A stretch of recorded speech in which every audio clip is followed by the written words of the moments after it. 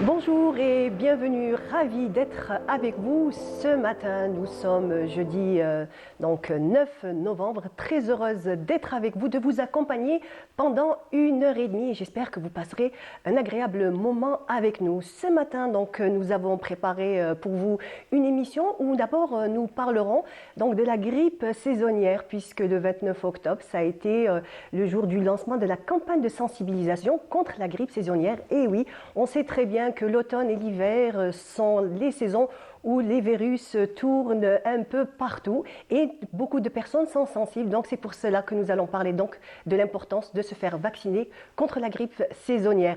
Nous parlerons donc aussi d'artisanat, puisque aujourd'hui c'est la journée nationale de l'artisan. Nous parlerons donc de tous ces métiers, de toutes ces nouvelles, de tous ces nouveaux métiers qui sont en train d'inclure donc l'artisanat, les artisans. On en parlera ce matin dans notre matinale. Nous aurons aussi donc Radia Boulmaali qui aura le plaisir, qui a eu donc le plaisir de recevoir un auteur. Donc c'est Othmani Abdelaziz. C'est un jeune auteur algérien né dans les années 90. Donc il est l'auteur d'un nouveau roman qui s'appelle Sim, la lune en miettes. Donc elle aura eu le plaisir d'avoir eu son interview ce matin. Et nous continuerons toujours notre émission avec Emir Nbesh. Lui, il sera là ce matin pour nous parler d'une émission, donc d'un documentaire, c'est au cœur de Gaza. Comme on connaît Emir Nbesh, passionné et toujours prêt à être avec les causes nobles, entre parenthèses, aujourd'hui, bien entendu, Gaza, la Palestine. Et nous terminerons donc avec un poète, donc il sera là, c'est Ahmed Ben Arbiya, c'est un auteur, c'est un poète surtout. Il sera là ce matin pour nous déclamer quelques poésies, que ce soit en langue arabe ou en langue française. Voilà donc pour le programme de ce matin. Et nous commençons bien entendu toujours par le point météo avec Mina Abd.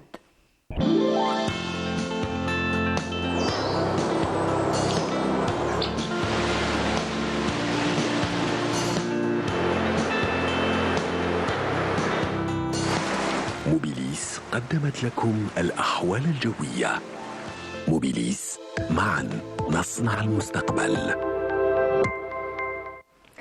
Bonjour à tous et très bon réveil. Eh bien, ce matin, un petit peu de brume, un taux d'humidité assez élevé vers les régions côtières. Puis le ciel restera plutôt dégagé, partiellement voilé à l'ouest du pays. Passagèrement nuageux sur le centre et l'est.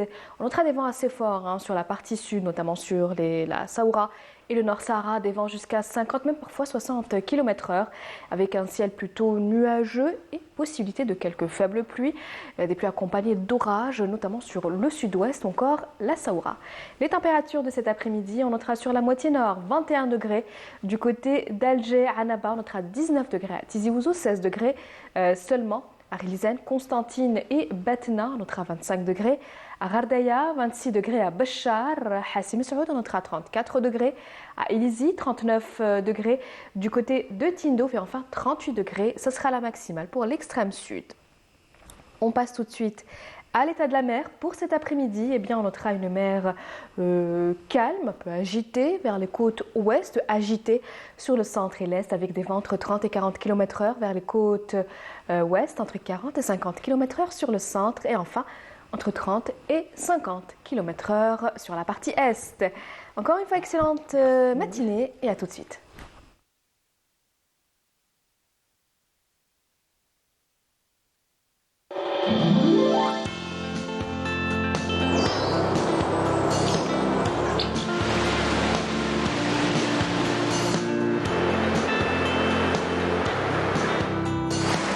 موبيليس قدمت لكم الأحوال الجوية. موبيليس، معا نصنع المستقبل. Merci beaucoup Mina Abd pour ce point météo. Avec plaisir. Mais je ne vais pas te laisser partir pour autant. Parce qu'on veut le programme de la semaine, comme tu nous as habitués. Donc, comme chaque jeudi, tu nous donnes oh là là, ce matin, j'ai un petit peu de mal. Je crois que c'est le manque de café. Ça. Je crois, oui. Je l'ai pris sans sucre. Je crois que c'est peut-être un petit peu de sucre qui doit manquer. Donc, tu vas nous donner le programme des sorties de cette semaine ? Exactement. Très bien. Alors, beaucoup d'expositions hein, se poursuivent pour ce mois de novembre. On a l'exposition La couleur de l'émotion qui se poursuit toujours hein, du côté de la galerie Azouart, du côté donc de la galerie Azouart, une exposition. Je crois que je suis un petit peu Ça y comme est, toi c'est là, ce matin. Je contagieux. crois que ouais, c'est contagieux. C'est moi, C'est toi. je crois bien, Prendre oui. du sucre. D'accord, un café avec du sucre. Voilà. Donc c'est une exposition de Abdelrahman Azougli et cette exposition va se poursuivre jusqu'au 16 novembre. Donc, très très belle exposition, je ne sais pas si tu as eu l'occasion de un petit peu de la voir. Très très belle exposition de Abdelrahman Azougli. On continue avec l'hommage à Beya. Donc du 9 novembre au 21 décembre du côté de Guessum Antiquité et ça se trouve du côté de Hedra. Ah, très bien. Très très belle, très très beau hommage rendu à l'artiste, à la grande artiste Beya. Donc je rappelle les dates du 9 novembre au 21 décembre. On continue avec une exposition artisanale, hein, cette fois-ci, l'art d'automne. Ça va commencer à partir du 23. Donc du 23 novembre au 25 de 10h à 18h30 et ça va se dérouler du côté de l'hôtel Sable d'Or. On termine avec les sorties cinéma. Beaucoup de sorties hein, pour cette semaine, beaucoup de sorties cinéma pour les grands et pour les petits. Donc pour les amateurs de films un petit peu gore, un petit peu peu horreur. C'est pas pour moi, c'est pas pour moi. Mais bon, je sais qu'il y a beaucoup de personnes qui sont fans de ce style. Il y en a qui sont fans des films Saw. Je ne Oui, sais pas si oui, tu aimes bien. j'ai vu le 1, le 2. Bon, je crois que je me suis arrêtée Oui, là. il y en a tellement. Oui. Ah, donc le 10. Ah, le 10, Le 10. D'accord. On est au 10. Hein. On est au numéro 10. Alors, Saw 10 sort cette semaine au cinéma hein, du côté de Riyad El Fath, aussi pour les amateurs de films d'horreur. T'aimes bien? Non, non plus. Non ni plus. gore ni horreur. Ni gore ni horreur. Donc, C'est plus le fantastique. L'Exorciste et le film La Nonne sont sortis hein, cette semaine également au cinéma. Et bien sûr, pour les petits, on ne les oublie pas. Donc les petits, le film Pas de patrouille. Apparemment, les petits sont Pas de patrouille. fans de ces petits personnages. Donc Pas de patrouille au cinéma. Ah, il va faire des heureux, Pas de patrouille. Exactement, au cinéma. Donc cette semaine, donc profitez-en pour y aller le week-end. Et le film Les Trolls 3, donc également au cinéma cette semaine. Donc je pense que c'est de bonnes sorties, c'est des sorties plutôt agréables pour les enfants durant le week-end. Oui, effectivement. Donc, petite sortie vraiment, cinéma pour les enfants. Programme. Exactement, c'est l'idéal. Parfait. Alors Mina, si je te disais Zahrat el-Mada'in, tu me dirais quoi? De quoi? Si je te disais Zahrat el-Mada'in. J'ai pas encore pris de sucre, donc... Pas encore, d'accord. Ne me juge pas. Férouz, je te propose donc d'apprécier avec nous la chanson des Férouz, Zahrat el-Mada'in.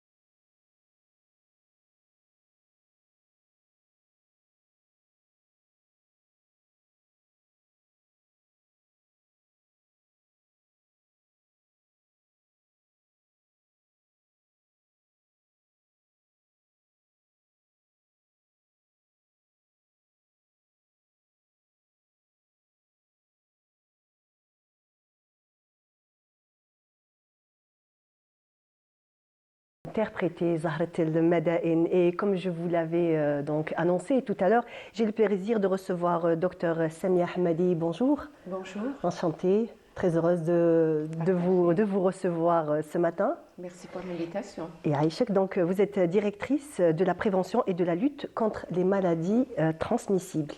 Nous allons parler donc ce matin plus précisément des grippes saisonnières, donc ces virus qui circulent pendant ces saisons-là. Donc pourquoi exactement faut-il se faire vacciner?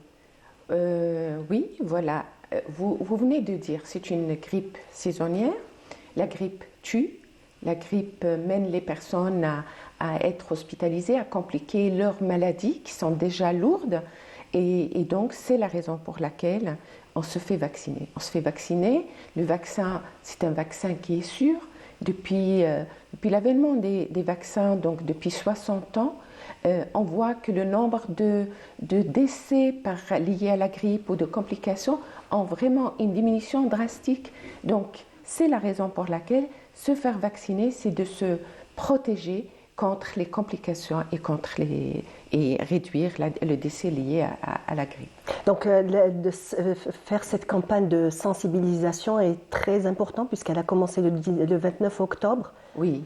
Comme à l'accoutumée, en fait, le ministère de la Santé, chaque année, donc, on lance une campagne qui dure toute la saison automno-hivernale et qui, pour sensibiliser davantage et pour sensibiliser à la vaccination par rapport aux personnes qui sont à risque de développer des complications et aussi pour sensibiliser l'entourage, d'autant plus que nous avons des moyens pour se protéger, notre famille, nos amis, tout l'entourage.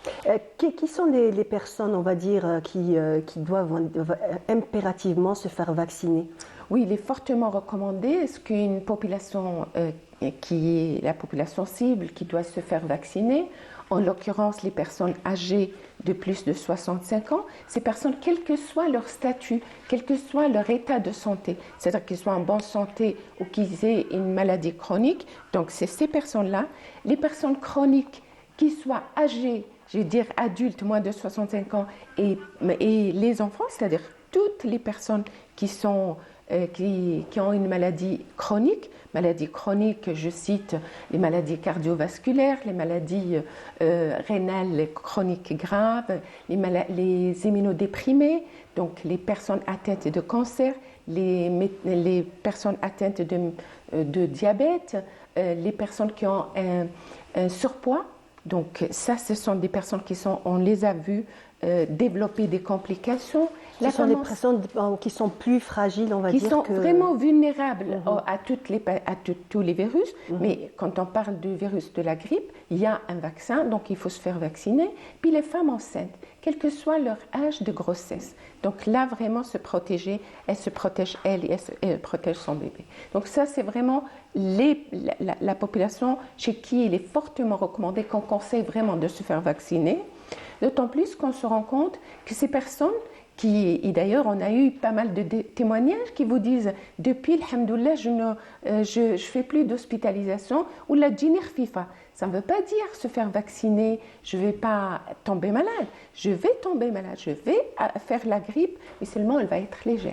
D'accord, d'où l'importance. Mais bien sûr, on n'oublie pas le personnel de santé. Vous allez me dire, le personnel de santé, non seulement pour se protéger soi-même, parce qu'on leur rend hommage avec tout ce qu'ils nous apportent, mais c'est aussi parce qu'ils sont en contact direct avec une population vulnérable, les personnes qui sont malades au niveau des hôpitaux, au niveau des structures. Donc, c'est pour ça qu'on conseille aussi qu'ils se fassent vacciner. Très bien.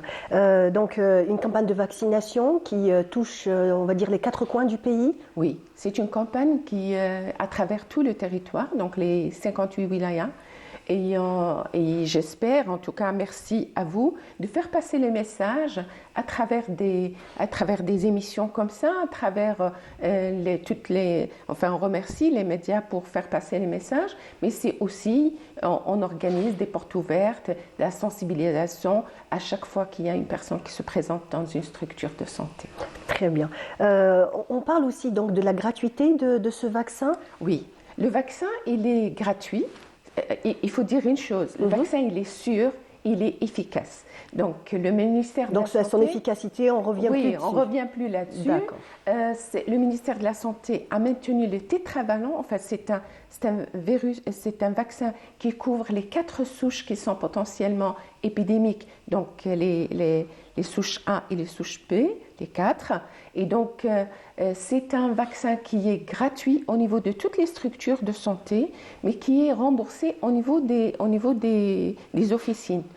Les officines, on se dit aussi, il faut annoter aussi qu'il y a des officines qui sont habilitées à vacciner. Donc on a inclus aussi donc, les officines de façon à ce qu'il y ait, on va dire, le plus d'endroits possible de pouvoir se faire vacciner. Pour se faire vacciner. Très bien. Voilà.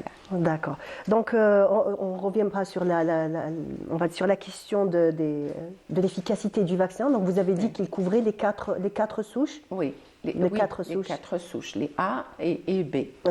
Les deux A et les 2 B. Très bien. Donc on va peut-être regarder ensemble un reportage où nous ne parlons pas de vaccination des adultes, mais plutôt des vaccinations des plus petits. Donc c'est les vaccins des enfants. Donc mais les enfants aussi, on doit les faire vacciner. C'est de 6 mois et plus.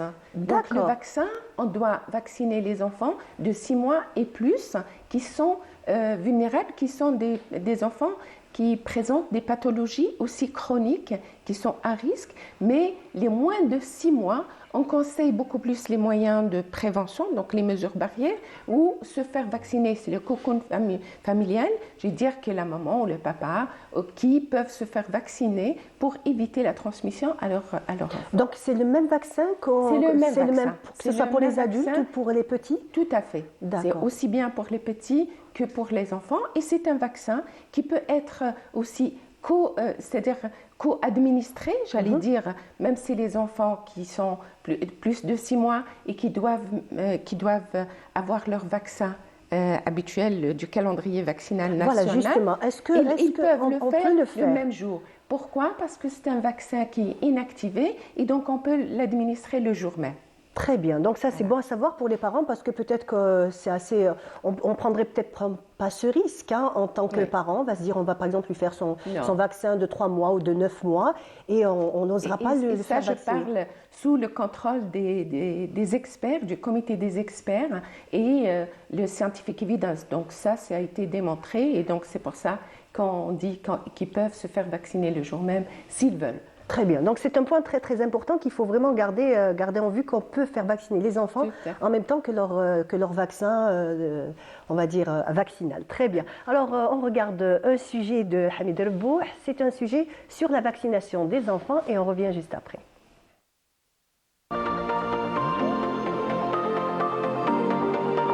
Pour protéger au mieux la population, la politique de vaccination prévoit plusieurs vaccins et rappels à effectuer tout au long de la vie. Salam alaikum.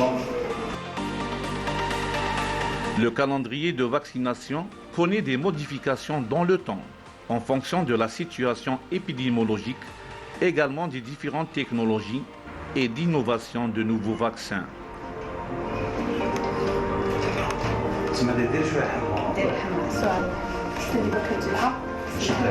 Pour cette année 2023, le programme a été actualisé pour inclure un vaccin combiné.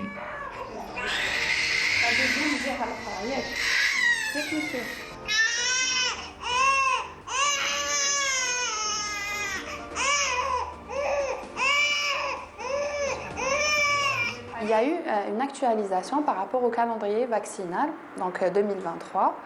Alors, ce qui est bien, c'est qu'il y a eu un allègement par rapport au nombre de vaccins, donc au nombre d'injections injectées le même jour.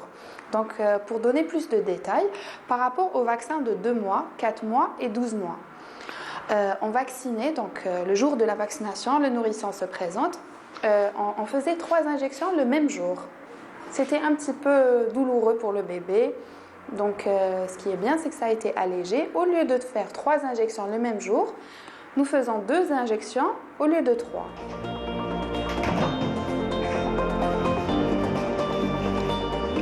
Ce vaccin combiné avec les autres vaccins déjà existants permettra de protéger les enfants contre plusieurs maladies.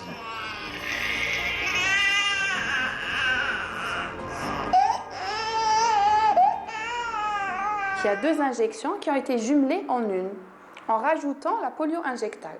Donc, sur la même injection, nous avons donc un hexavalent, le diphtérie, le tétanos, la coqueluche, Haemophilus influenza, la polio injectable et l'hépatite. Le programme de vaccination a toujours été un objectif de la politique de santé au niveau national.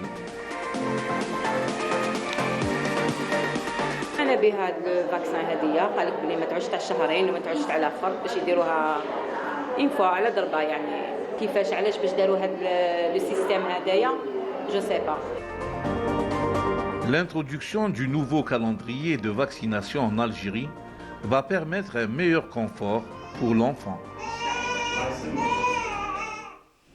On a vu donc la vaccination des tout-petits. Qu'est-ce qu'on peut dire sur la vaccination des enfants et des nourrissons? Je pense que la vaccination de l'enfant a fait ses preuves. Donc on a vu le taux de mortalité qui a diminué, on a vu qu'on a pu éliminer la poliomyélite. On voit qu'avec ces vaccinations, on sait qu'on peut être en bonne santé. Et je pense que toute la population est consciente de cela. Nous sommes fiers d'avoir lancé ce nouveau calendrier, d'autant plus que quand on vient de voir, elle a bien expliqué que c'est surtout dans un souci de réduire c'est-à-dire que la maman ne vient pas plusieurs fois ou plusieurs injections. L'enfant, vous l'avez bien vu, on le pique plusieurs fois. Donc le faire piquer une fois. Donc c'est vraiment un soulagement, d'autant plus que c'est vraiment un soulagement pour tout le monde. Et en même temps aussi donc la simplicité de pouvoir aller se faire vacciner. Les vaccins sont disponibles. C'est à proximité. Voilà, les rendez-vous les sont vaccins pris. sont disponibles. C'est dans toutes les structures de proximité. Okay, oui. Je demande aux mamans, aux parents de ne pas rater les rendez-vous de leur enfant. Ils savent très bien que c'est pour protéger leur enfant, c'est dans l'intérêt de leur enfant. Donc je pense qu'ils sont...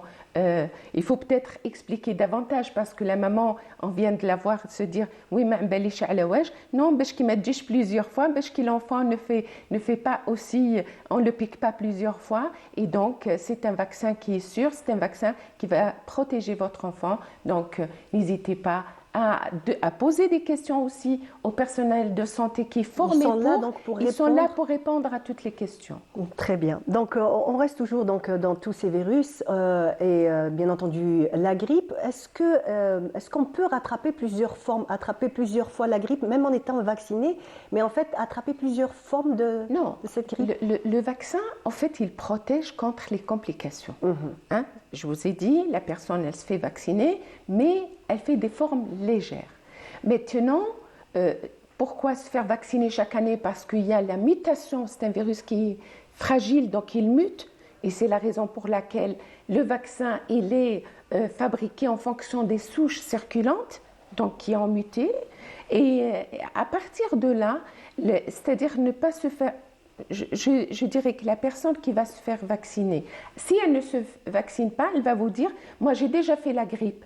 Primo, c'est pas si elle a fait la grippe, c'est parce que le syndrome grippaux ça peut être un Covid. Justement, comment est-ce qu'on reconnaît? Est-ce que c'est une grippe ou un Covid? On ne peut pas faire vraiment la différence parce que c'est un syndrome grippal, c'est des maux de tête, c'est une fièvre, c'est des courbatures, une espèce de malaise, mais ça peut être autre virus respiratoire, ça peut être le Covid ou ça peut être la grippe. Donc, seul le prélèvement qui peut nous montrer que c'est la grippe. Mais comme nous sommes en pleine saison, donc on sait très bien que le virus de la grippe circule, donc il faut se faire vacciner. C'est pour ça qu'on a dit que les mesures vont protéger contre tous les virus transmissibles respiratoires.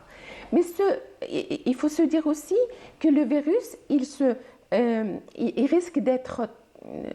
vous risquez d'être contaminé. Si moi j'ai le virus, depuis le début jusqu'à 5 jours après le début des symptômes. Donc on reste très contagieux. Ça, chez la personne adulte. Chez l'enfant, il excrète le virus de la grippe jusqu'à 10 jours depuis le début. Donc se faire vacciner, ça veut dire, même si j'ai fait une grippe, je dis bien, même si je l'ai faite, ça veut dire que peut-être que j'ai eu un virus, le A, peut-être que j'ai eu le B. Mais à partir du moment que si je me fais vacciner, ça va couvrir les autres, donc je ne risque pas d'avoir un deuxième, enfin je ne vais pas attraper le B ou je ne vais pas attraper le A si j'ai fait l'un ou l'autre. Donc c'est la raison pour laquelle se faire vacciner, et on sait très bien, se faire vacciner, ça prend un peu de temps pour développer l'immunité contre ces virus. Donc il faut, au bout de 10 jours à 15 jours, plutôt 15 jours, pour se dire, voilà, je suis protégée contre les virus de la grippe. Et la meilleure, vous allez me dire, quel est le meilleur moment? Justement, c'est cette question que je l'ai laissée pour la fin. J'allais vous dire, quel est le meilleur moment pour se faire vacciner? Y a-t-il un moment précis? Oui, pourquoi?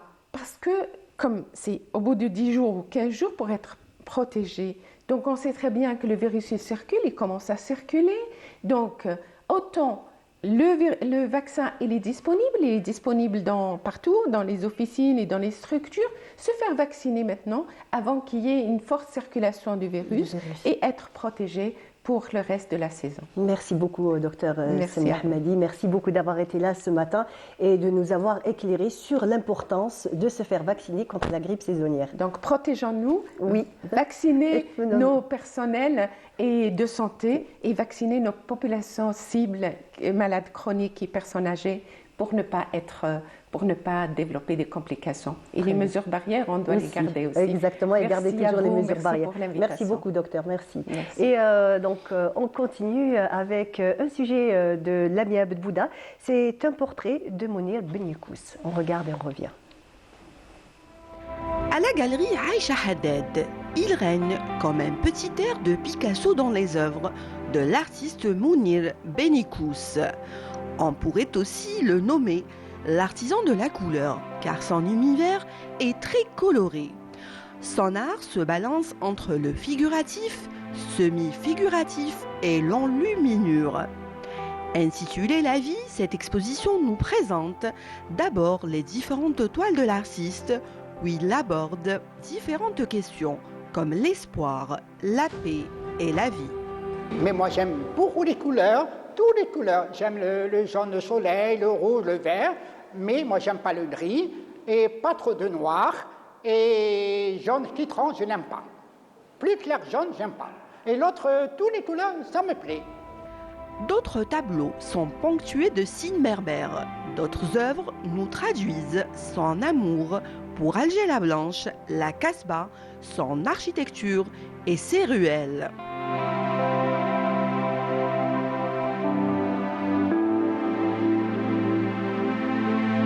Mais moi, je suis d'origine Alger, je suis algérien et j'aime bien Sarsoada, la Casbah, j'adore, parce qu'en Algérie, c'est un beau pays, très beau pays. La Casbah, ça me plaît, aussi Sarsoada, Kétani, un peu du tout, même partout.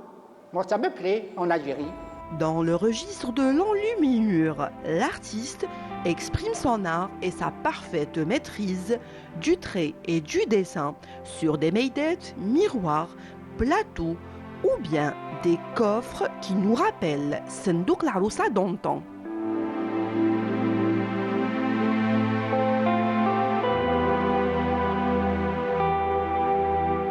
Le plus important, il demande beaucoup le coffre de la Casbah. Oui, le coffre et la menda et les miroirs, ils demandent beaucoup. Les femmes, ils demandent. Un artiste qui fournit de grands efforts étant donné son handicap de malentendant. De plus, sa vue a baissé suite aux longues heures passées à peaufiner les plus infimes détails de son art. Il faut aussi dire que Mounir Benyekous nous donne une belle leçon de courage et de volonté. L'exposition est visible jusqu'au 14 novembre. Soyez nombreux. Bonjour, voilà, donc de retour, c'était un sujet signé Lamia Bedbouda. Et donc j'ai le plaisir de recevoir Nabila Benakouche. Bonjour Nabila, comment allez-vous? Ça va, merci à vous. Alhamdulillah. Donc nous allons parler d'artisanat ce matin. Oui. Donc votre fonction exacte, vous êtes? Alors je suis sous-directrice chargée du développement de la qualité au niveau du ministère du Tourisme et de l'Artisanat. Très bien. Donc aujourd'hui, une date très spéciale puisque nous sommes le 9 novembre Tout à fait, et oui. c'est la journée nationale de l'artisan. Tout à fait. Alors, le 9 novembre, d'abord, est une festivité créée par le ministère du Tourisme et de l'Artisanat dans le but de valoriser les activités du secteur de l'artisanat et aussi, et aussi à travers la création des produits de l'artisanat. Très bien. Donc, Madame Karouche, Oui. pourquoi le 9 novembre? Pourquoi le 9 novembre? Le 9 novembre, pourquoi? Alors, du coup, déjà, il faudrait commencer déjà par la première célébration du 9 novembre qui était en 2007 sous Donc, l'appellation. c'est cette date-là, donc en 2007, ça a été la première Oui, date? oui. La D'accord. première date de la célébration de la journée déjà nationale de l'artisanat. De l'artisanat, donc Oui, comme c'était ça au de départ. l'artisanat. Très bien. Après, ça a changé en 2014. Très bien. Mais maintenant, on va d'abord raconter de l'année 2007. Alors, cet événement, cette festivité était sous appellation de la journée nationale de l'artisanat, consacrée uniquement aux activités relevant du premier domaine de la nomenclature des activités de l'artisanat et des métiers, qui est l'artisanat et artisanat d'art. Voilà. Donc après, ensuite, suite à la demande insistante des artisans, cette journée est devenue la journée nationale de l'artisan. Donc, qu'est-ce qu'on a fait là en 2014, hein, et cela en 2014 à ce jour, tout en intégrant les deux autres domaines de l'activité artisanale qui sont artisanat de production de biens et artisanat de production de services. De services. C'est trop. On peut savoir exactement en quoi ça consiste, l'artisanat traditionnel. Voilà. Le premier domaine, c'est l'artisanat artisanat et artisanat d'art. Tout ce qui est produit, tout ce qui est plutôt métier artisanat d'art. Et tout ce qui, par exemple, je vous donne un petit exemple. Par exemple, tout ce qui est bijoux traditionnels, céramique, on a aussi la poterie, on a aussi le travail du bois, on a aussi, on a plusieurs activités relevant de ce domaine. D'accord. Et puis, ça, c'était le premier domaine? C'est le premier domaine. Très bien. Et le deuxième domaine, c'est l'artisanat de production de biens. Si vous voulez que je donne déjà des exemples. Oui, on aimerait bien savoir exactement qu'est-ce que c'est l'artisanat de production de biens. De production de biens. Tout ce qui est produire déjà un bien qui est... par exemple, je vous donne un exemple. Par exemple, l'activité de la boulangerie, l'activité, par exemple, tout ce qui est produire un bien au profit du consommateur, on va dire, tout à fait. en général. Du consommateur en général. Et artisanat de production de services. Oui. On a par exemple, c'est des activités de services. Comme par exemple traiteur, est-ce que... non, mécanicien par exemple.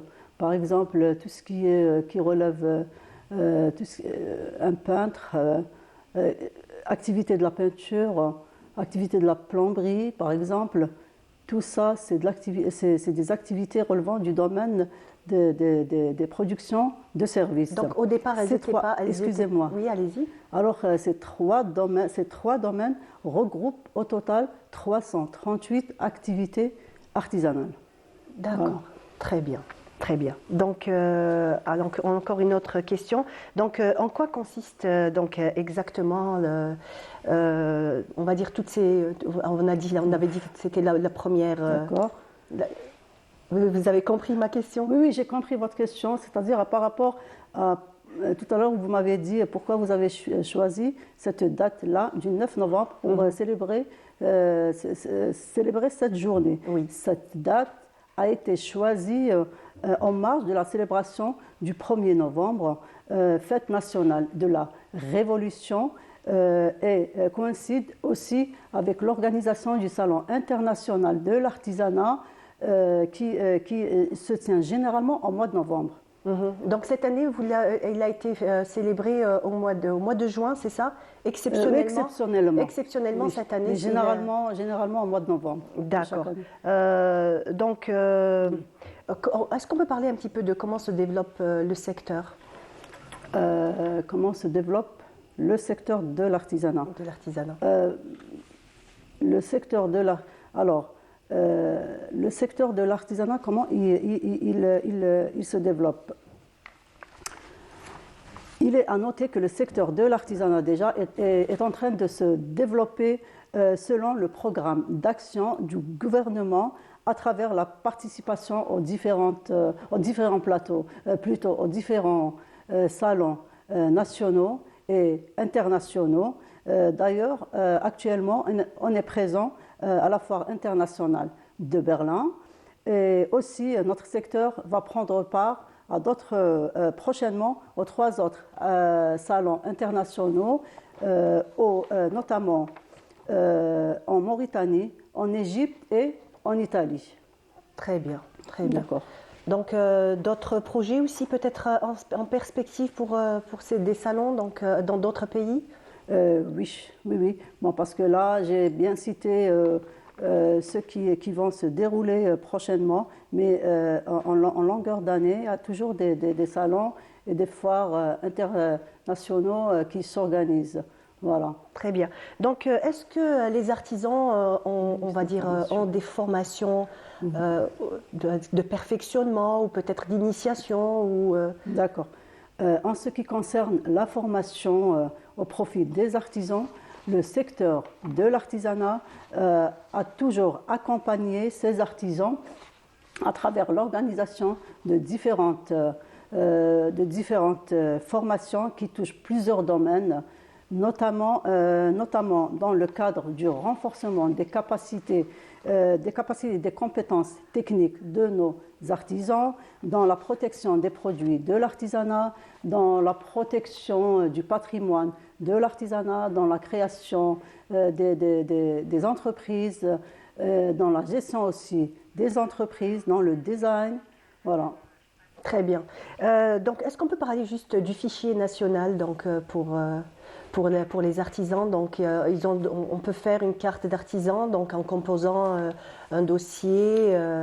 Et comment un petit peu ça se passe? Si par exemple on veut avoir sa carte d'artisan? Si on veut avoir sa carte d'artisan, il faudrait se rapprocher des chambres de l'artisanat et des métiers.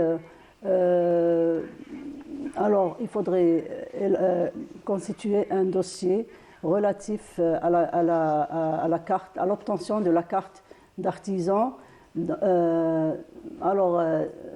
C'est tout un dossier administratif et aussi il faudrait qu'il soit qualifié dans l'activité choisie. D'ailleurs, même s'il n'est pas qualifié, il peut bénéficier d'un certificat de qualification. D'un certificat de qualification. Voilà.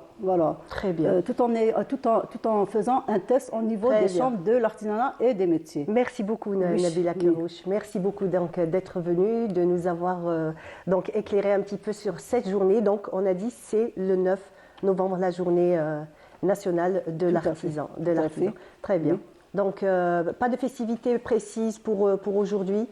Pas de festivité précise pour aujourd'hui, sauf qu'il y aura des salons, des salons au niveau des salles. On a organisé plusieurs salons de l'artisanat au niveau de plusieurs wilayas, au niveau de toutes les wilayas d'Algérie. D'accord, Voilà. très bien. Merci beaucoup Nabila Kerouche, merci d'avoir été ce matin avec nous. Donc, on vous retrouvera peut-être pour d'autres salons et d'autres événements. Vous viendrez donc nous parler de tout ce qui concerne l'artisanat et les artisans. Merci encore d'avoir été avec nous. Merci madame. Et Aïcha, vous voulez peut-être rajouter un dernier mot? Oui, je Allez-y. rajoute un dernier mot. Par rapport à cette festivité, il est de coutume plutôt de célébrer cette journée à travers l'organisation d'une festivité cérémoniale, honorer quelques artisans dans laquelle on organise des salons nationaux, honorer quelques artisans et d'autres activités, sauf que particulièrement et en exécution des instructions de Monsieur le Président de la République et par solidarité avec le peuple palestinien à Gaza, toute forme de festivités ont été annulées sur le territoire national, à l'exception de l'organisation des salons de l'artisanat dans toutes les wilayas de l'Algérie. C'est la seule activité qui a été maintenue. Merci beaucoup Nabila. Merci Nabila Kerouche et Aïchek. Donc, merci d'avoir été là ce matin avec nous. On continue. Je vous propose donc, Radia Boulmali nous propose donc l'interview de Abdelaziz Othmani. Donc, c'est un auteur. Il est auteur de son premier livre, c'est Sim, la lune en miettes. Donc, on suit l'interview de Radia Boulmali et on revient juste après. Bonjour, bienvenue à tous. Merci d'être là pour cette rencontre entièrement dédiée aux amoureux d'un genre littéraire pas très répandu chez nous, il faut le dire. Il s'agit du roman, de l'imaginaire ou des récits imaginaires. Et bien sûr, aujourd'hui, gros plan sur Sin, la lune en miettes, de son auteur Abdelaziz Othmani, qui est considéré, selon les critiques, comme étant l'une des plus belles révélations du SILA 2023. C'est une très belle épopée qui emmène ses lecteurs, mais aussi les protagonistes principaux ou toute une galerie aussi de personnages incroyables vers des univers et des mondes inconnus sortis droit de l'imaginaire d'Abdelaziz Othmani, qu'on a plaisir à recevoir ce matin. Pardon de trébucher sur votre nom, Abdelaziz Othmani. Il n'y a pas de souci. Bonjour. Bonjour, ravi de vous retrouver ce matin. Ravi aussi de parcourir ce livre qui m'a tenu en haleine du début jusqu'à la fin, avec cette galerie, je le disais, de personnages incroyables, donc tissés comme ça pour raconter une épopée, pour raconter aussi des cultures, pour raconter des peuples donc, où l'on retrouve aussi des mondes parallèles entre divinité et humain, entre aussi des animaux légendaires, mais aussi des personnages très attachants. Alors, comment vous êtes-vous abreuvé de toutes ces cultures qui transparaissent un petit peu dans les écrits? Pour commencer, heureux que mon roman vous plaise, qu'il vous tienne en haleine. C'était le but au moment où je l'écrivais. Et comment se fait-il que ces personnages se retrouvent ici et toutes ces légendes? En fait, c'est en réalité... c'est que je me suis inspiré de la somme de toutes les cultures qui traversent nos territoires, le territoire d'Afrique du Nord et ceux de nos voisins. Je me suis inspiré notamment de la culture mésopotamienne que j'avais pris comme base pour construire mon univers, notamment le pays dans lequel se déroule la plus grande majorité de l'intrigue. Et ensuite, je me suis simplement penché sur les contes, notamment les contes tamazirs, tous ces mythes qui ont existé pendant l'Antiquité nord-africaine. Oui. Et évidemment, les cultures subsahariennes qui sont multiples et extrêmement riches. Voilà, vous êtes un passionné d'archéologie et d'anthropologie et vous avez aussi fait des études en littérature, hein. Mais bien sûr, vous avez maintenant plongé dans le monde de l'écriture que vous connaissez déjà parce que vous animiez déjà des ateliers d'écriture par le passé et vous continuez de le faire. Avant, c'était en Algérie à travers l'expérience Pupitre dont vous étiez gérant mais cofondateur et créateur également. Et aujourd'hui, donc vous êtes passé de l'autre côté de la barrière. Vous avez partagé votre premier roman avec votre lectorat. Tout à fait, tout à fait. C'est très étrange d'être lu en réalité. Mais ce roman, il existe depuis déjà quelques années et il a subi les péripéties que nous avons tous subies, le Covid et puis la crise du papier. C'est une crise mondiale qui est toujours en cours d'ailleurs. Je trouve d'ailleurs très courageux que ma maison d'édition prennent le risque de sortir un roman d'une telle envergure, 500 pages. Oui. Oui, donc au moment où j'ai décidé d'animer les ateliers d'écriture, le roman était en cours de finalisation. Je me suis dit qu'il était intéressant et pertinent de transmettre quelques techniques d'écriture, des techniques de narration, et ça me permettait aussi de m'exercer, de découvrir de nouvelles plumes. Oui. C'est très plaisant de partager sa passion avec autrui. Voilà. C'est-à-dire que voilà, vous nous avez offert un ouvrage où vraiment c'est parti d'un imaginaire foisonnant, mais d'une telle crédibilité, d'une telle fluidité et d'accessibilité qui fait en sorte qu'on s'imagine que certains repères que vous donnez, par exemple des livres sacrés, des tablettes sacrées sorties justement des millénaires auparavant, des millénaires selon le temps que vous choisissez justement d'inventer dans votre ouvrage, parce qu'on parle d'après le déluge, avant le déluge. Donc ce sont des repères temporels qui ont aussi un lien avec les liens, ce qui a existé dans la mythologie universelle également. Complètement, oui. On est obligé d'accrocher le lecteur à une certaine réalité. Donc, j'ai choisi comme élément tiré des mythologies et des récits qui existent dans nos cultures, qui est celui du déluge. Oui. Il existe d'ailleurs dans toutes les cultures du monde. C'est ce qui est incroyable. Tout être humain, à un moment donné, a ressenti le besoin de raconter ce déluge, c'est-à-dire à quel point ça devait être un moment fort dans notre histoire en tant qu'espèce.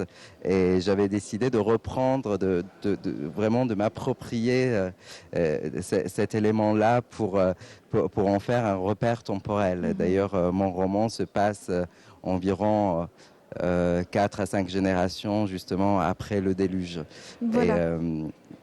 Sauf que tout le reste est tissé de Je le de disais mon tout à l'heure, ce sont imagination. des mondes, ce sont des divinités qui dressent des passerelles avec les humains. Ce sont aussi des récits où l'on voit la profondeur de l'âme humaine, parce que on pénètre intimement chaque personnage, notamment les principaux personnages, on va les citer quand même, Evel, Samouramat et Sin, donc qui donne son nom à cet ouvrage. Donc c'est cet animal légendaire ou Dieu, voilà, c'est une divinité à l'époque. Oui, complètement. Donc cet animal qui est un petit peu mystérieux, qui s'accapare l'esprit de celui qu'il poursuit. Donc Evel est réellement le fil conducteur de toute l'intrigue. Ensuite, c'est dans cet univers, il y a, comme vous venez de le dire, il y a Samouramat, qui est un personnage, je crois que c'est votre préféré d'ailleurs. Oui, tout à fait. Et qui révèle toute votre africanité, parce qu'elle prend le dessus, cette africanité, dans ces récits, hein, parce qu'on sent quand même des rapports à, par exemple, à la communauté matrimoniale touareg à un moment donné de son histoire, à travers des rituels comme la Swat. Et il y a un parallèle avec ces rituels dans vos récits. Ou alors cette simplicité de la vie, surtout en harmonie avec l'environnement. Tout à fait. En contradiction avec la vie dans les cités que vous citez, que vous avez inventées. Tout à fait. Donc dans la cité d'Arras, qui est la capitale de ce pays imaginaire et qui est Kilogal, dans lequel se retrouvent les personnages principaux, Mohamed découvre une vie qui est très riche. Elle est riche culturellement, elle est riche par ses rituels. C'est une vie très ritualisée. Même la manière de se vêtir et de s'attabler est très codifiée. Et elle en arrive à se demander si la simplicité de la vie dans la jungle d'où elle est issue ne serait pas réellement l'élément le plus important de la civilisation, parce que elle reste profondément connectée à la nature, à la mère nature. Une forme de perfection de la vie qu'elle recherche et dont elle est un petit peu nostalgique, effectivement, dans le récit. Tout à fait.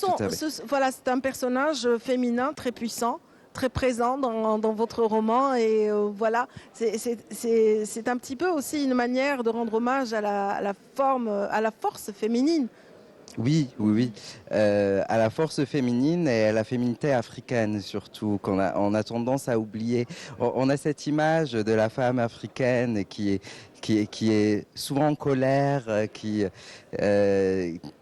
envers qui la vie est injuste, mais elles sont aussi, et elles l'ont prouvé à travers l'histoire, des leaders, des guerrières, des femmes qui ont porté les lettres. Et voilà, j'avais envie de rendre hommage à ce féminin qui est quelque part oublié, qui est pour moi très intéressant, qui relève du... Absolument. Il y a des séquences qui nous plongent dans la profondeur de l'âme humaine, et ça m'amène à vous poser la question suivante, c'est-à-dire, est-ce qu'on peut parler maintenant d'imaginaire responsable avec cet ouvrage ? Parce qu'on n'est pas dans le récit légendaire avec des personnages insignifiants, on est plus dans des personnages qui nous poussent au questionnement, à l'introspection. Je suis très touché que vous parliez de ce concept d'imaginaire responsable. Oui, j'avais la volonté réellement de donner une âme, quelque chose de très complexe aux personnages, de leur rendre une entière humanité. Et ce sont des personnages que j'ai voulu profondément humains et qui se posent des questions universelles et intemporelles surtout, sur la justice, la notion de la justice, de l'amitié, et de la loyauté, de la religiosité. Vous parlez de violence et d'affrontement de deux mondes, la bonté par rapport à... C'est vrai que c'est une dualité, on se dit, qui est connue quand même, le mal et le bien. Voilà, ça démarre déjà depuis le début de l'ouvrage par ces jumeaux qui naissent et qui ne sont pas tolérés dans la culture que vous décrivez. Et donc, il y a toujours ce jumeau, donc on a l'impression que l'un d'eux va incarner la bonté, l'autre incarnera le mal dans le monde, et qu'il fallait absolument les détruire. Tout à fait. J'ai essayé de partir de cette question du bien et du mal, en tentant en tout cas de pas rendre une réponse tout à fait binaire, d'aller chercher dans les nuances et de démontrer que les choses sont parfois beaucoup plus complexes que ça, et qu'il appartient aussi aux personnages de faire les choix, et parfois ils sont obligés de faire les bons choix. Oui, absolument. Vos personnages donc se promènent à travers des univers, des mondes. Evel va suivre sa destinée jusqu'au bout, un petit peu comme l'a fait Gilgamesh dans la mythologie sumérienne, et donc il va aussi à la quête de quelque chose. Qu'est-ce qu'il recherche essentiellement donc Alors, là où Gilgamesh va en quête de l'immortalité, qu'il ne trouvera d'ailleurs pas, il finira par accepter sa condition de mortel. Evel va en quête d'une réponse. Et cette réponse, c'est, comme le titre du roman l'indique, c'est Sin qui va le lui apporter. Je laisserai on va pas au raconter lecteur bien sûr voilà, le roman le parce qu'il est découvrir. magnifique, il est à lire absolument. C'est une écriture magistrale, je tiens à le dire, et qui nous Merci beaucoup. vraiment qui nous laisse très attachés aux personnages qui sont sculptés, je dirais, avec profondeur et aussi avec force de l'image, parce qu'on pourrait imaginer un film en lisant ce livre. Bravo pour cet exercice de style, en tout cas. Merci beaucoup. Voilà, donc pour ceux qui nous suivent ce matin, on rappelle qu'on vient de présenter, donc gros plan sur Sin, la lune en miettes.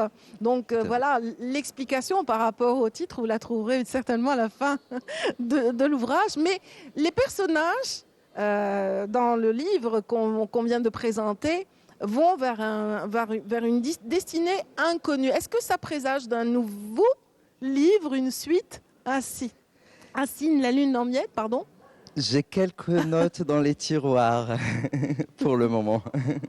Oui, quelques Et notes, ça je veut dire n'en qu'ils vont dirai pas continuer plus. l'aventure et l'épopée continuera. Je Différemment, l'espère certainement. bien, je l'espère bien. On l'espère aussi avec vous, et on espère que les téléspectateurs de Bonjour d'Algérie auront apprécié cette découverte et qu'ils prendront le temps, s'ils sont parmi les amoureux des récits légendaires, de la fantaisie, de la mythologie, mais aussi donc du fantastique, de pénétrer donc l'univers de Abdelaziz Othmani ici présent, qu'on a eu plaisir à recevoir. Bon, le mot de fin vous revient, Othmani. J'ai envie de dire qu'il faudra lire ce livre en pensant que c'est un livre profondément algérien quand même, même s'il nous fait voyager. Absolument, même s'il est accessible normalement, de par les descriptions, de par toutes ces images, à toute l'universalité, je dirais. Je l'espère bien. À tous les lecteurs du monde, voilà, je simplifie. Merci infiniment d'avoir été avec nous ce matin. Merci à tous ceux qui nous ont prêté attention ce matin. Je vous donne rendez-vous très bientôt sur le plateau en direct de Canal Algérie. À très vite.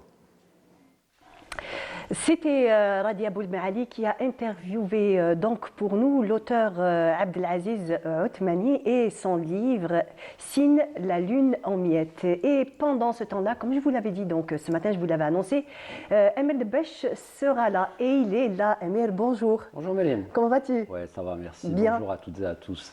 Tu sais, j'avais dit je vais t'annoncer différemment. Je me suis dit je vais dire passionné, engagé. C'est des qualificatifs qui te ressemblent parce que quand tu es plongé dans un travail ou dans une histoire ou quoi que ce soit, tu te donnes à fond. Et ce matin, donc, tu as pour nous et surtout pour ton émission donc, ciné thématique, un documentaire. Donc, c'est une première sur Canal Algérie? Oui, c'est une véritable première parce que ce documentaire a été primé. Je l'ai déjà vu lors d'un festival très reconnu d'ailleurs, et ce film-là, en fait, est réalisé par deux Algériens, Samir Abdallah et Khaireddine Mabrouk, qui se sont rendus à Gaza lors des attaques de 2009. On est dans le même scénario de ce qui se passe, sauf que ce qui se passe en 2023, il est multiplié par 100, voire par 1000 puissance attaque de l'entité sioniste. C'est un documentaire qui nous montre à quel point, d'abord, la question du peuple palestinien et le peuple ou les habitants de Gaza est liée directement au phénomène de la colonisation et de l'occupation de l'entité sioniste. Donc ça nous montre aussi la difficulté et la dureté de l'environnement et de la vie des Gazaouis. Vous savez que Gaza est une prison à ciel ouvert, c'est-à-dire que les habitants de Gaza n'ont pas accès à tout ce qui est très basique dans une vie d'un être humain normal. Tout ce qui est primaire, en fait. C'est-à-dire que l'eau est contrôlée par l'occupant, bien sûr, de l'entité sioniste. L'électricité encore pire.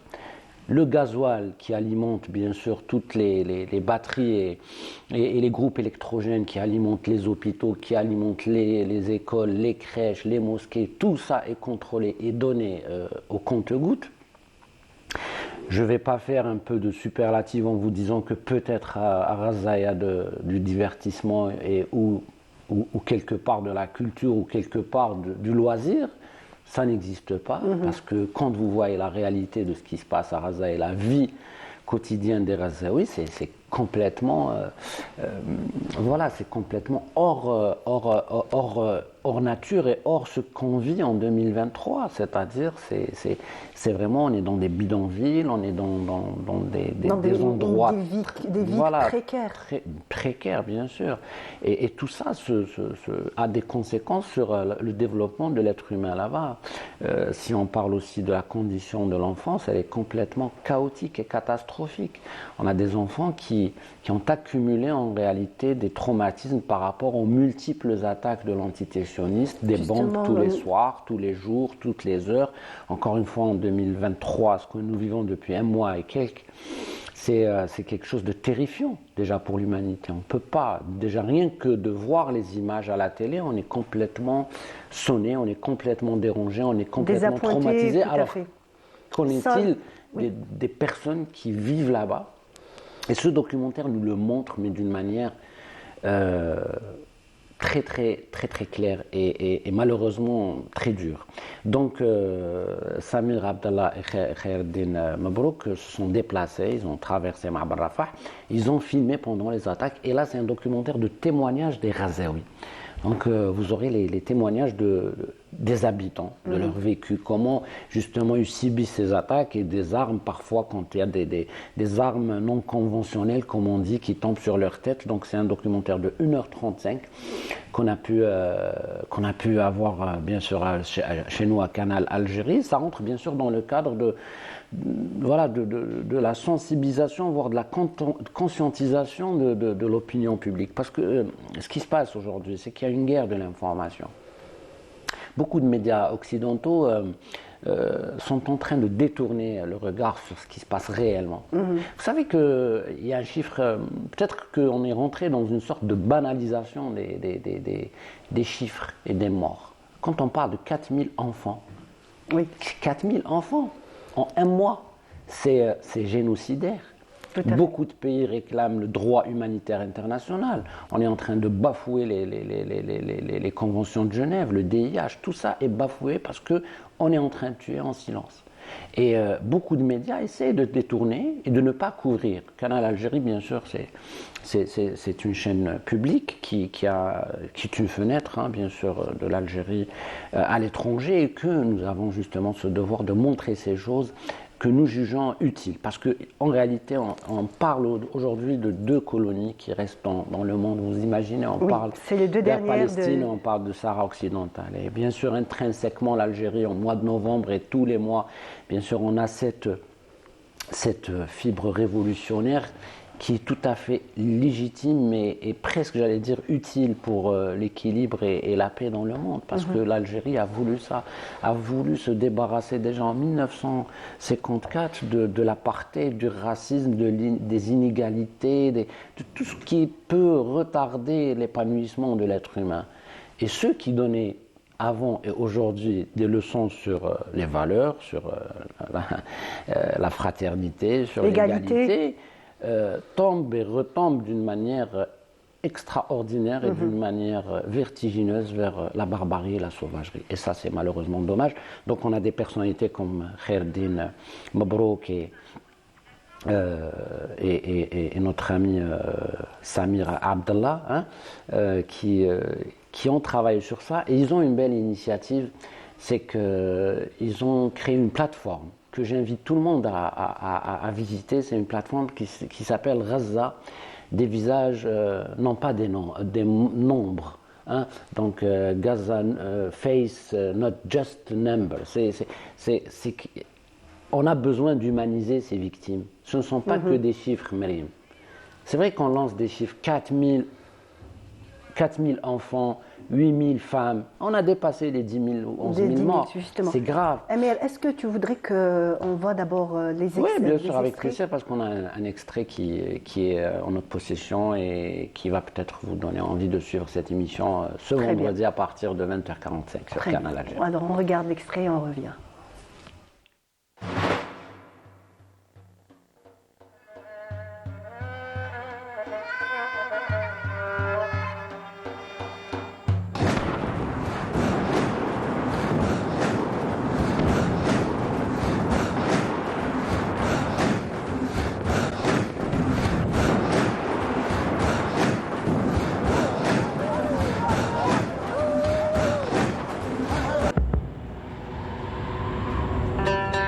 هذا المشهد وهذه الجرائم حتى لا تختفي. هذه عبارة عن قرائن وأدلة تدل على مدى الإجرام من قبل قوات الاحتلال. خلال تقريبا 7 دقائق كان مضروب كل قطاع غزة بالطيران. حجي كانت عندي حامل رايح بيت ومرتي وولاد صغار، يعني احنا مسلمين. طخت 3 بنات صغار وطخ امي.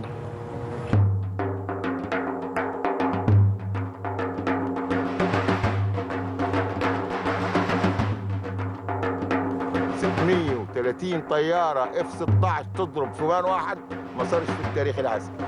هذه مين؟ هذه أنا. أنتِ؟ وأنا قاعدة بسحب. تبكيش. هي ما متناش من الصواريخ، متنا من البطاطا.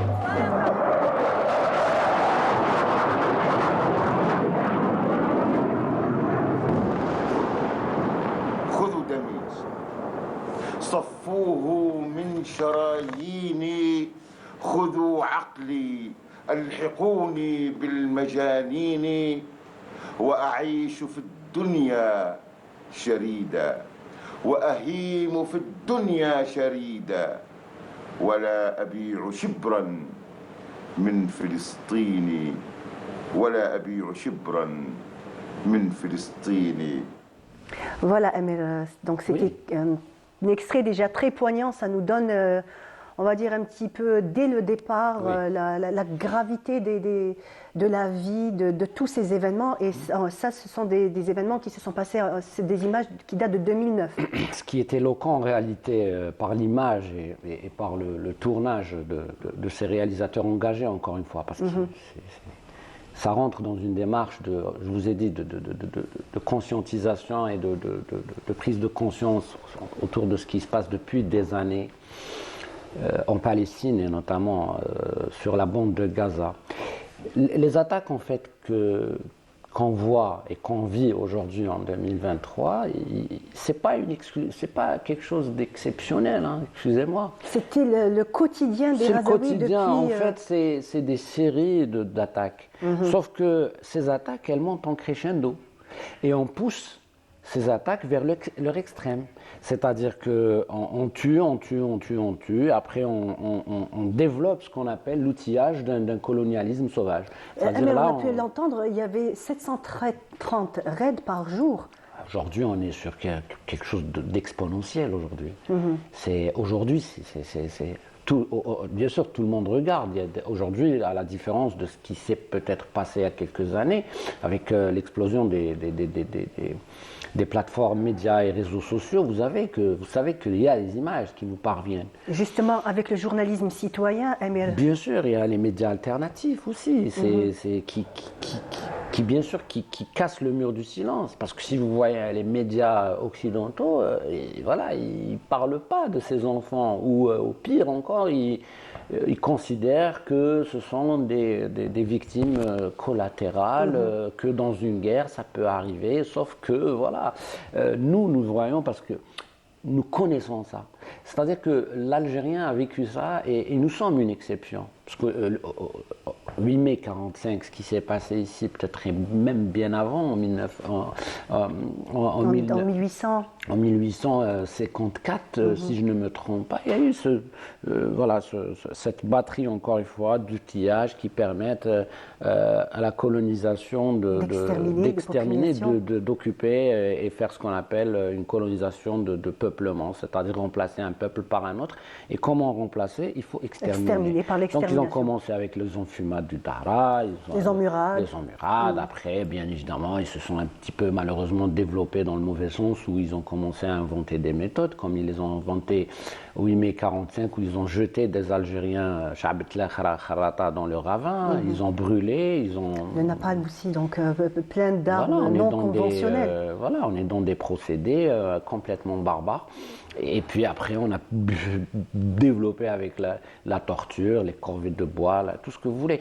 Donc, il y a certitude, il y a quelque chose qui est certain, c'est que la colonisation ne peut être un phénomène qui doit exister en 2023. Ce n'est plus possible. Tout à fait, oui. Et si l'humanité, aujourd'hui, accepte ce qui se passe à Gaza, c'est que l'avenir de ce monde est vraiment mis en péril. Moi, je vous le dis. Emir, beaucoup de manifestations démontrent que l'humanité est encore là, que les peuples à travers le monde ont manifesté. Oui. La dernière image que j'ai vue, c'était 31 mètres de papier blanc où il y avait les 4000 et quelques noms d'enfants qui ont été tués pendant cette période-là. C'est dire que quand même les humains, les populations à travers le monde sont conscients de la gravité de ce qui se passe. C'est ce que je dis, c'est-à-dire si on accepte et si on arrive à banaliser cette crise, si on arrive à s'habituer à ces images de membres déchiquetés, c'est ça, des membres arrachés, des bébés complètement... Des enfants qu'on sort de sous les décombres, complètement, démembrés et tout. Si cette image est banalisée, c'est là où c'est très dangereux pour l'humanité. Et c'est ce que les autres veulent nous faire vivre. C'est-à-dire qu'on va bombarder, on ne va pas cesser, malgré les appels des peuples, malgré les appels des pays comme l'Algérie, d'arrêter, de cesser le feu et d'obliger, bien sûr, l'occupant de céder la voie à l'aide humanitaire, à faire ce couloir safe, si vous voulez, ce couloir qui va permettre d'alimenter les hôpitaux de Gaza avec des médecins, et sortir les enfants et tout. Tout ça ne se fait pas parce que tout simplement on veut pousser, mais d'une manière extrême, le peuple palestinien à réduire ses intentions et ses aspirations et ses espérances de vouloir se décoloniser, à vouloir s'en sortir d'une crise grave humanitaire. C'est ça l'enjeu. Très bien, Emir. L'enjeu est là, les consciences sont quand même éveillées. Ils veulent faire oublier que la Palestine, Gaza, c'est une question de colonisation et par une grave crise humanitaire, parce que toutes les sonnettes d'alarme sont lancées. Tous les organismes sanitaires dans le monde, vous avez la Croix-Rouge internationale, le Croissant-Rouge palestinien et les autres sociétés des Croix et Croissant-Rouge disent que ce que va subir le peuple gazaoui et palestinien après ces attaques, ça va être plus grave que les bombes, parce que ça va être les épidémies, la crise de soif, les gens vont mourir, des bébés vont mourir, et c'est grave. Si on ne cesse pas d'attaquer et si on ne laisse pas des missions humanitaires intervenir rapidement, ça va être la honte de l'humanité de ce siècle. Exactement.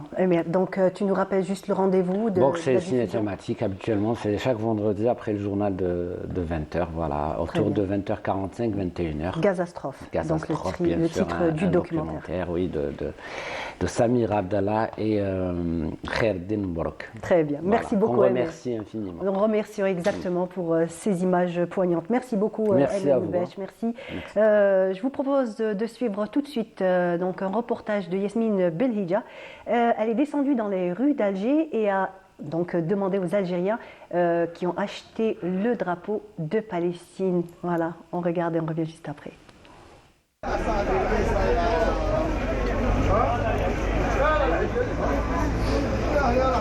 اللي ضربوا هادو دوك يتباعوا ما قبل راهم يتباعوا ما قبل واشنو الضربه هذه تاع حماس، هذه الضربه تاع الهجوم هذا على غزه زاد شويه البيع وبيع واشنو راه موجود كاع يتشريها لي شال لي درابو هادو لي بوندو لي فولار بوكو دو شوز كاين مام لي فانيون. جيت ندير نشري علم تاع فلسطين باش نبانك بلاني نعاون فلسطين، خاطر حنا حبينا نعاونوا فلسطين بصح حنا ما قدرناش نعاونوهم خاطر من بعد علينا. Il faut aller aux manifestations. S'il y a des manifestations, il faut y aller. Il faut mettre le drapeau, تلبس الكفيه, le drapeau. Il faut mettre, même avec les enfants, il faut éduquer les enfants, leur dire la vérité. Il faut pas que l'histoire elle change. Et Inch'Allah, l'Algérie d'hier sera la Palestine de demain. Inch'Allah. Acheter les drapeaux, faire des doigts, faire des prières, montrer un visuel qu'on est avec eux. Parce qu'eux, ils le voient et ça les rassure, ça leur fait... Voilà, ils ne se sentent pas seuls, ils ne se sentent pas abandonnés. Parce que malheureusement, le monde les a abandonnés. Donc en tant que citoyen, c'est très important d'avoir un rôle.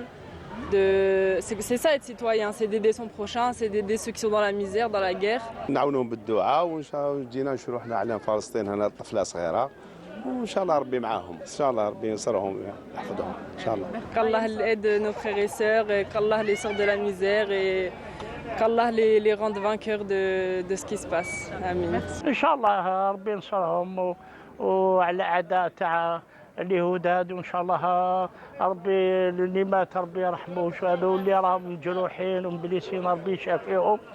اللهم يحفظ فلسطين ويرحم شهداء الله ينصرهم. Très bien, Allah Yansorhom, c'était un reportage signé Yasmine Belhiga. Donc, elle a interviewé pour nous donc, les Algériens qui se sont achetés, que ce soit des kéfis, des drapeaux, en signe de solidarité et de soutien au peuple palestinien. Et j'ai le plaisir donc de recevoir Ahmed Ben Arbiya. Bonjour Ahmed Ben Arbiya. Bonjour. Comment allez-vous? لاباس الله يسلمك. Alhamdulillah, marhaba bik. الله يسلمك الله يسلمك. Donc vous êtes poète. إيه. Vous êtes poète, mais avant, on va un petit peu revenir sur votre parcours, comme je vous l'ai dit. On voudrait un petit peu savoir comment vous êtes venu jusqu'à d'abord à jouer d'un instrument de musique qui est la percussion, et après tout ce long parcours que vous avez derrière vous. شوفي حقيقة نهضروا على الفن، الفن هو وسيلة بأفكار نبيلة حمل رسالة لكل مسألة. والإنسان على بالك اللي بلي كل واحد عنده إلى quelque chose de bon en lui. Ça veut dire qui sait pas il sort du cadre de l'ordinaire. فهمتي؟ دوك أنا بديت بلا بيركوسيون ومن بعد حقيقة بديت بالدربوكة والطار ونكمل فيها بالفلسفة والأشعار. C'est toujours des vers, il y a toujours de la poésie dans vos phrases. إيه واش تحب نقول لك أنا هكذاك. أنا خرجت من عند العازفين دخلت مع المفكرين. هذيك باختصار باش ما نقعدوا نربحوا الوقت. Exactement. خرجت لي ميسيون قصيره راني عارف اللي باللي. Vous prenez vos devants, oui, Monsieur Ben Arbiya. Donc ce matin, bien entendu, comme vous avez pu le voir tout à l'heure, vous avez pu suivre, on a parlé un petit peu de la cause palestinienne, de tout ce qui se passe, de tous ces terribles massacres qui sont en train de se produire au quotidien, dans le silence le plus absolu. Et ce matin, donc, vous avez décidé de venir, de parler de ça. Vous avez mis ça avec des mots. Participer au moins pour alléger un peu شويه ماشي كما نقولوا ننجموا نساهموا بواش ما نجمنا. Exactement.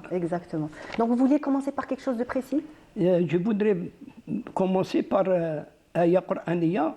نقول بسم الله رب العالمين بسم الله الرحمن الرحيم. الملوك إذا دخلوا قرية أفسدوها وجعلوا أهل أعزتها أذلة وكذلك يفعلون. صدق الله مولانا العظيم. وتانيك l'histoire c'est la mémoire contre l'oubli. L'intrus impose sa présence et dérange l'assistance. La force qui a pour but la nuisance avec arrogance et persévérance engendre une violence qui est source de décadence. C'est exactement ce qu'on voit au quotidien. في الحقيقة j'ai pris quelques notes après la chute de l'Empire ottoman. L'Angleterre a remplacé à sa sortie de la Palestine en 1948 et a ramassé tous les juifs de l'Europe et les a déposés sur les terres de la Palestine. Depuis cette date, 88 résolutions ont été décrétées par l'ONU, mais aucune n'a été appliquée pour la création d'un État palestinien. Oui, Monsieur Ben Arbiya, vous voulez bien déjà nous lire un petit peu votre poésie, puisque, comme vous le savez, donc le temps nous est compté. Est-ce qu'on peut commencer un petit peu par le chien? معليش نقول في الشعر هذا أنت منين وأنا منين خلقنا ربي من الطين أنت وين وأنا وين الحقد فرقنا الاثنين أنت حزين وأنا حزين يوحدنا ربي بالدين أنت علاش وأنا علاش الرحلة في قطع قماش الحق يبقى حق ولو يغيب الحق والباطل يزهق علاش وطني يتفجر كل ليل والنهار ودمي سايل من غير عبار عرضي يتكسر مخصوب بالعار ومالي ما نفعني راح غبار عقلي بالتخمام هم وطار وذهني عاجز ما صاب افكار قلبي حزين ما فرحوا بالشار وعيني بالدموع طيحت الجفار صوتي يصرخ ما سمعوا جار وودني تسمع غير شي الاخبار لساني ما يقول الا صار والوقت مار في كل يوم بتكرار سعدي عاداني خانو دار وشبابي عاطل في الانتظار شيبي محقور بيدين صغار وقدري طايح تحت $. فقري زحمني وسكن في الدار، وقوتي صعاب وصلت للقفار. أرضي يبست محفرها جرار، وما يمتلوث بسموم دمار. ريح غريب شعل الجمار، ريح غريب شعل الجمار في جبالي من أجل الدمار. بلادي رجعت بركان بالنار، وأنا ضايع في شبكة البحار. الكتاب فسرته وبقيت منهار، بهجري من ديني شبهت للكفار. جيلي عايش من غير حب مار، بدون توازن هو صار. الناس تشري في لعبات تجار، أصلي مشكوك فيه بشك نكار. لغتي تندل بلسان مثرثار، العذاب طول غطى أسرار. ضيقت بيا وصلت للانتحار، رجعت وقنعت باستغفار. ولادي من موتي يتيتموا صغار، الهول مع تقعت كل أعمار. فكري هارب بين الهجار، فكري هارب بين الهجار، والعلم ما رجع لازدهار. طبي دواني وبقيت بضرار، وفني كرهته بمعاني كبار. خويا عايش دائما في الفرار، خويا عايش دائما في الفرار، وغريب ما رجع مدة ما زار. الغرام مليته وبقيت محتار، والفرح من مقتون قسوة قصار. في عيادي قارنت بحصار، وانا صابر لله القهار. في العباد الجنة والنار، والحياة محلات كل شيء بمرار. من عربية في ذو الشعار قال الجهل من الاستعمار. لو كل واحد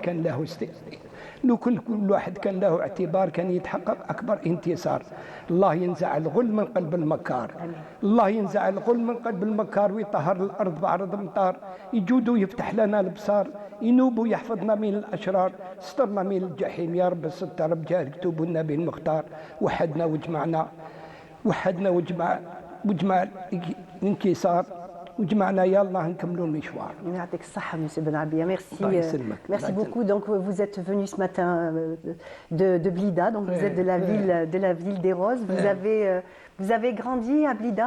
J'ai grandi à Blida, j'ai grandi avec les artistes de Blida. Très bien. Je voudrais terminer par واحد الحاجة. Si l'on pouvait changer le verbe haïr par unir, le verbe aimer aurait pu unir tous les humains de la terre, et la vie serait beaucoup plus douce pour nous tous. Même si le cœur cache ses secrets dans un tiroir de la mémoire, le visage les reflète comme dans un miroir. S'accaparer des biens d'autrui et prétendre appliquer la loi des droits de l'homme et la démocratie. Avant de penser à avancer et s'épanouir, il faut réfléchir à s'unir. Très bien. Les révolutionnaires de Hamas sont les descendants de Salah ad-Din Ayyoubi, qui a libéré la Palestine et la mosquée d'Al-Quds contre les croisés. Très bien. Merci beaucoup. Une dernière citation. Le remède du stress de l'attente. Le remède du stress de l'attente se compose de la sagesse, la patience et l'espoir. qu'il ne faudrait pas l'espoir. Exactement. L'amal, on garde toujours espoir, monsieur. Ça fait vivre. Voilà, ça nous fait vivre. Et c'est dans le propre de l'humain, cette envie de vivre et l'espoir aussi font la caractéristique des êtres humains. Très bien. Donc, merci d'avoir été là ce matin. Donc, vous avez écrit ces vers il y a quelques temps déjà? Bien avant. Enfin, on a عايشين معاهم احنا فلسطين احنا عايشين معاها parce que depuis 48 هما يقاتلوا فيهم. Justement, nous aussi on est nés en trouvant ce conflit et des années plus tard on le vit encore, on le vit avec beaucoup de douleur, que ce soit les Algériens ou on va dire tous les humains à travers la planète vivent cette douleur et ce cri de détresse que lancent les Palestiniens au quotidien. Merci beaucoup, Monsieur Ahmed Benarbia. Merci d'avoir été avec nous. Merci d'avoir déclamé ces belles poésies. Et voilà, donc une heure et demie sont déjà passées. Ce fut un plaisir donc de vous accompagner pour votre émission Bonjour d'Algérie. Donc je remercie toutes les personnes qui ont veillé à la préparation de cette émission, Meri Makek, Faiza Wadi, et à la réalisation Bouguera, donc Monsieur Bouguera qui est à la réalisation. Merci beaucoup, bien entendu, à toute l'équipe technique. Je vous dis merci.